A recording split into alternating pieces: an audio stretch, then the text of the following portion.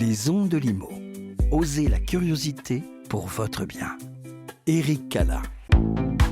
Le plaisir de recevoir sur les ondes de Limo Charles Marinakis, le président de Century 21. Bonjour Charles Marinakis. Bonjour Eric. Le marché de l'immobilier ancien semble avoir retrouvé une dynamique plus favorable après 2 années de fortes turbulences. Mais derrière ce retour de la confiance, de nombreuses interrogations demeurent. Contexte international, évolution du crédit, transition énergétique, investissement locatif ou encore intelligence artificielle. Alors on va faire le point avec vous Charles Marinakis. Le marché a-t-il retrouvé son rythme de croisière aujourd'hui ? Hélas non. Hélas non, on aurait aimé que ce marché bénéficie de l'énergie et du dynamisme de 2025, ce qu'il a fait pendant le premier trimestre, et malheureusement le deuxième trimestre n'est pas du tout du même acabit, et donc on voit que le marché commence à être poussif, s'essouffle un petit peu, s'épuise de ces turbulences géopolitiques internationales, de ces turbulences politiques internes, etc. Voilà, donc c'est vrai que on aurait rêvé de pouvoir avoir enfin un marché pérenne et tranquille sur quelques années, mais il semblerait que ce ne sera pas le cas encore cette année. Voilà. Est-ce que les Français ont changé leur rapport à la propriété, la crise des taux, l'inflation, puis les inquiétudes économiques ont profondément marqué les ménages ? Est-ce que vous observez aujourd'hui une évolution durable dans leur façon d'acheter, de vendre ou même de construire leur projet immobilier ? Je pense qu'ils ont évolué d'abord parce que leur connaissance du marché est bien plus nourrie et plus affûtée qu'elle ne l'était à une certaine époque. D'abord, ils achètent de plus en plus jeunes, sont de plus en plus déterminés. Ouais. Mais ça, pour le coup, pour nous, c'est pas dérangeant. Au contraire, c'est bien. Non, ce qu'il faut retenir, c'est que l'appétence des Français pour la résidence principale en particulier, elle n'a pas changé. Et elle est réelle. Voilà, ça se retrouve dans la dynamique de nos sites internet, les visiteurs qu'on a, et puis on va sans doute en reparler, dans l'énergie que mettent les primo-accédants à se rendre propriétaires dès qu'ils en ont la possibilité. Donc après, il y a des prismes qui ont changé parce que contraints effectivement par l'aspect financier, contraints par les surfaces, contraints par les aléas de la vie. Mais ce que je note quand même, c'est que ce souhait de devenir propriétaire de sa résidence principale, finalement, il prend le pas sur tout le reste, quoi. C'est considéré comme étant des points de passage obligés comme le DPE ou d'autres, mais qu'in fine, quand même, le côté obsessionnel d'être propriétaire de sa résidence principale n'a pas quitté l'esprit des Français. Voilà. Alors dans votre analyse que vous faites, qui est très complète en fait, sur le marché immobilier de l'ancien, sur le premier semestre de 2026, que ce soit à Paris, que ce soit en Ile-de-France, que ce soit dans les régions, donc c'est très complet. Ce qui en ressort, et vous l'avez dit, c'est le retour des primo-accédants. Donc on voit de plus en plus maintenant de primo-accédants revenir sur le marché. Et oui, c'est le fait marquant de ce premier semestre, en fait, où on a vu le marché s'inverser et les primo-accédants qui avaient été un peu les laissés pour pauvres d'un marché avec des prix qui étaient stratosphériques, et bien finalement ont repris le leadership de ce marché-là, puisqu'ils représentent plus de 44% des crédits distribués par la Banque de France, si vous voulez, à l'immobilier, contre 38% seulement aux secondo-accédants. Et donc, la faute à qui ? La faute au PTZ, en fait. Voilà, donc ils ont retrouvé de la capacité financière, du pouvoir d'achat immobilier par le truchement du PTZ. Et donc, immédiatement, vous avez vu, alors, l'effondrement des seconds accédants y est pour beaucoup dans la visibilité qu'on leur a donnée, mais factuellement, en termes de proportionnalité aujourd'hui, les primo-accédants ont repris le leadership du marché. Voilà. Ça prouve bien, encore une fois, que l'appétence elle est restée intacte et que seules les contraintes financières empêchent les gens d'être propriétaires de leur résidence principale. Par contre, l'investissement locatif, on peut le dire, devient le maillon faible. De nombreux investisseurs privés hésitent désormais à acheter pour louer, entre contraintes réglementaires, fiscalité, rénovation énergétique. Est-ce que vous craignez une diminution durable de l'offre locative privée ? Alors là, on en prend le chemin tout droit. Si vous voulez, le parc locatif, il est pris en étau entre l'immobilier neuf qui ne l'alimente plus et l'immobilier ancien qui ne l'alimente plus. C'est-à-dire à l'époque, 50% des programmes étaient à destination de la location du parc privé, puisque c'était les conditions d'éligibilité au Pinel. Vous deviez louer pendant 9 mois. Alors on va voir maintenant, il y a un nouveau dispositif Jeanbrun, on va voir ce que ça va donner, qui a aussi cette obligation locative. Donc on va bien voir les effets, mais c'est un peu tôt. Vous savez, il y a une inertie dans l'immobilier neuf qui est encore plus longue que dans l'ancien. Je vous rappelle que les délais de commercialisation aujourd'hui d'un immeuble ont doublé. Ouais. Et on mettait 11 mois pour vendre un programme. Maintenant, les promoteurs, ils en mettent 22. Donc, il va y avoir de l'inertie, mais au moins, il y a un dispositif qui existe. Et ensuite, de l'autre côté, là, c'est bien parce que les primo-accédants, en achetant, ils vont libérer de la surface locative, si vous voulez. Mais si ce marché se tend à nouveau et si le nombre de transactions baisse, chaque transaction qui baisse, c'est autant de logements qu'on ne met pas à disposition des locataires. Donc, vous voyez, il est pris en étau entre le côté un peu atone et poussif du marché de l'ancien qui ne libère pas de l'espace et le côté neuf qui ne le réalimente plus. Donc, c'est un vrai sujet, le parc locatif privé, ouais. Vous avez parlé du dispositif Jeanbrun, du ministre Vincent Jeanbrun.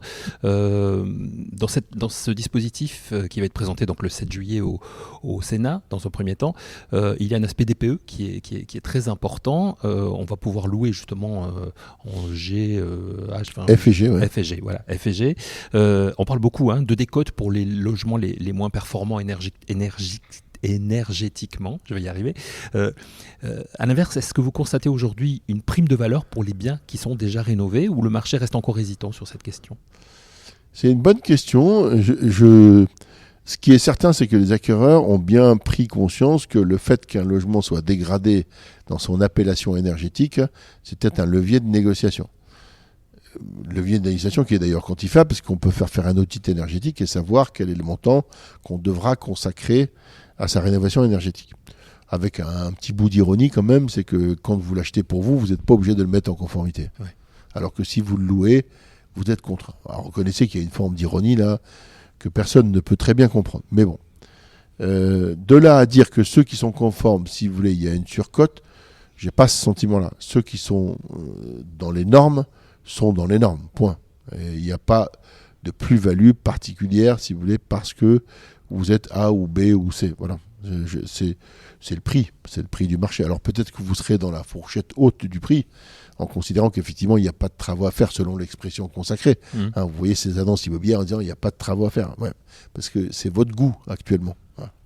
J'aimerais qu'on parle d'un aspect important auquel vous êtes très attaché, vous Charles Marinakis et Century 21, c'est le métier d'agent immobilier. Est-ce qu'il est désormais, l'agent immobilier, est-il en train de changer ? Est-ce qu'il est désormais autant conseiller financier, accompagnateur, administrateur, expert énergétique que négociateur ? Comment vous le voyez évoluer ce métier d'agent immobilier ? Oui, alors il est certain que ça c'est un aspect d'ailleurs qui est assez intéressant de l'évolution du métier d'agent immobilier où la notion d'entremise, si vous voulez, elle est nécessaire mais elle n'est plus suffisante. Voilà.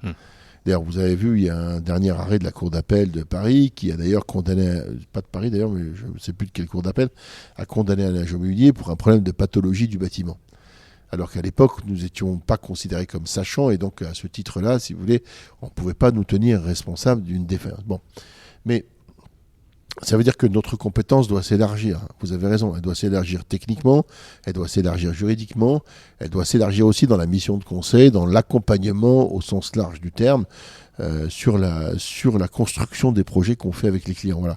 Mais ça, je trouve que c'est une évolution d'abord qui est intéressante intellectuellement et qui est une évolution aussi souhaitable parce qu'on doit avoir, si vous voulez, la possibilité de conseiller nos clients sur l'ensemble d'un projet immobilier, quel que soit le niveau de contrainte ou le niveau d'incertitude qu'il puisse y avoir autour. Ouais. On aime bien se projeter aussi. Alors, parmi tous les indicateurs économiques, inflation, emploi, crédit, confiance des ménages, contexte international, lequel vous, Charles, vous allez suivre avec le plus d'attention cet été pour anticiper la tendance de la rentrée immobilière ? Moi, je ne suis qu'un chiffre. L'inflation et l'inflation. Voilà. Malheureusement, c'est un chiffre sensible parce qu'il y a beaucoup, il répond à plusieurs leviers. Ça veut dire aussi le coût de la vie en général, le reste à vivre, le pouvoir d'achat des Français au sens large du terme. Ça veut dire l'alimentation, ça veut dire les conditions d'approvisionnement énergétique, ça veut dire par exemple un surcoût ponctuel d'une canicule quelconque, etc. Voilà, donc je suis très attentif à l'inflation et au pouvoir d'achat des Français. Parce que je suis le plus grand consommateur du pouvoir d'achat des Français. Et donc, tout ce qui touche ou tout ce qui diminue le pouvoir d'achat des Français, influence la quote-part de leurs revenus qu'ils peuvent consacrer au logement, mécaniquement, si vous voulez. Voilà. Donc, bien sûr, on est concerné par ça et en premier chef par l'inflation. C'est l'inflation qui ensuite va piloter la Banque Centrale Européenne et qui va décider si oui ou non les taux d'intérêt vont monter ou baisser. Voilà. Et c'est ça notre vraie problématique, elle est là. Le reste, ça s'autorégule. On sait gérer les prix, on sait gérer tout ça, on sait gérer les marchés, on sait gérer les crises. En revanche, on n'a pas de capacité à agir ni sur l'inflation, ni sur les taux d'intérêt. Donc moi, je suis ça un peu comme le lait sur le feu. Ouais. C'est ma lecture de l'été, ça. Dernière question plus politique. Le gouvernement a décidé d'accélérer l'examen du projet de loi que vous évoquiez tout à l'heure, projet de loi pour la relance et la décentralisation du logement, le fameux plan Jeanbrun. Est-ce que vous estimez que ce texte répond enfin aux attentes de la profession ou manque-t-il encore des mesures pour redonner durablement confiance aux ménages et aux investisseurs ? Non, c'est un texte qui est... D'abord, 3 choses par rapport à ça. Encore une fois, j'insiste là-dessus parce qu'on sort de quelques années en absence totale de décision. Non. Il faut saluer le travail qui est fait par Vincent Jeanbrun qui aura sorti 2 textes de loi en un temps record, un dispositif Jeanbrun et aujourd'hui une loi relance sur le logement, ce que ses prédécesseurs, malgré tout, n'ont pas réussi à faire. Alors dans des délais relativement courts, parce que ça a quand même pas mal bougé, mais qu'ils n'avaient pas réussi à faire. Donc saluons déjà l'énergie du ministre. Après, sur les dispositifs lui-même, sur le dispositif Jeanbrun, c'est trop tôt pour se prononcer. Moi, je ne sais pas dire aujourd'hui quels bénéfices on va tirer tous ensemble l'immobilier de manière générale de ce dispositif. Mais là, une fois de plus, il a le mérite d'exister. Quant à la loi relance logement, je crois que c'est une loi de circonstance. Elle est utile. Elle est évidemment incomplète. Elle ne résoudra pas toute la problématique de l'immobilier. Mais une fois de plus, arrêtons de nous plaindre. Elle a le mérite d'exister. Typiquement, tout le monde criait à U, à Dia, et d'ailleurs à juste titre. Et si on avait écouté les professionnels de l'immobilier il y a quelques années, on n'en serait pas là, de finalement faire machine arrière sur les F et G et d'autoriser de les louer pour demander une mise en conformité a posteriori, c'est quand même plus intelligent que de contraindre et de voir des biens sortir du parc. Voilà. Ça, c'est une des premières mesures. La décentralisation, j'y suis plutôt favorable. Les opérations d'utilité, d'intérêt local, etc., avec un assouplissement de la position des architectes des bâtiments de France, je vous avoue que ça me réjouit aussi. Voilà, donc il y a quand même des dispositifs qui vont fluidifier. Ça ne révolutionnera pas le marché de l'immobilier, mais ça va quand même lui donner un petit peu d'oxygène. Voilà, et en ce moment, ça fait du bien. Ça fait du bien. Surtout quand il fait chaud comme ça. Exactement. Merci beaucoup, Charles Marinet. Merci Eric de votre attention. Retrouvez les Ondes de Limo sur ondedelimo.com, les réseaux sociaux et la newsletter.